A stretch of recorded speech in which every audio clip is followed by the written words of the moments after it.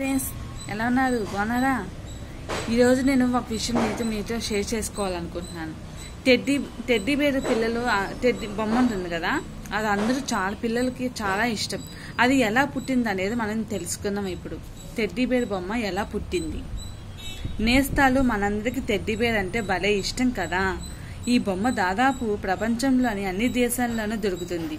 ఇంత ప్రాచుర్యం పొందిన ఈ బొమ్మను మొట్టమొదటి అమెరికాకు చెందిన ఒక మిఠాయి దుకాణ యజమాని అయిన మేరీ స్విచ్ టామ్ తయారు చేశారు. దీని వెనుక ఓ ఆసక్తికరమైన కారణం కూడా ఉంది.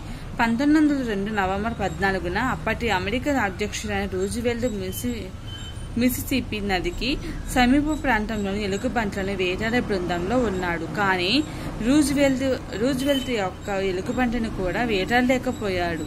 దీంతో అధ్యక్షుడి సహాయులు ఒక ఎలుగుబంటిని చెట్టుకు కట్టేసి దాన్ని కాల్చమన్నారు. రూజ్వెల్ట్ దానికి నిరాకరించాడు. అది అప్పట్లో పెద్ద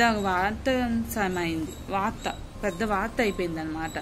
దీని మీద ఒక కార్టూనిస్ట్ ఒక చిత్రం గీశారు. దాన్ని చూడగానే మిఠాయి దుకాణం యజమాని మేరీ స్థాపన్ ఈ బొమ్మను తయారు చేసి దాన్ని రూజ్వెల్ట్కు అంకితం ఇవ్వాలన్న ఆలోచన వచ్చింది. తన భార్య రోజ్ సహాయంతో ఎలుగుబంటి బొమ్మను చేశారు. దానికి టెడ్డీ బేర్ అనే పేరు పెట్టారు. అధ్యక్షుడి అనుమతితో వీటిని పెద్ద ఎత్తున తయారు చేశారు. తర్వాత ఓ టైయింగ్ కంపెనీ కూడా స్థాపించారు. అలా రూపం పోసుకున్న టెడ్డీ బేర్ నేడు ప్రపంచవ్యాప్తంగా ప్రచారణ సాధిస్తుంది.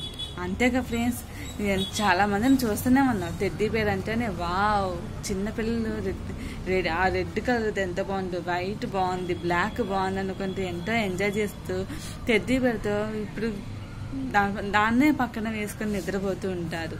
నచ్చితే లైక్ చేయండి, షేర్ చేయండి, సబ్స్క్రైబ్ చేయండి. మరి కొన్ని విషయాలతో మీ ముందుంటాను. మీ మౌనిక. ప్లీజ్ సబ్స్క్రైబ్ చేయండి ప్లీజ్.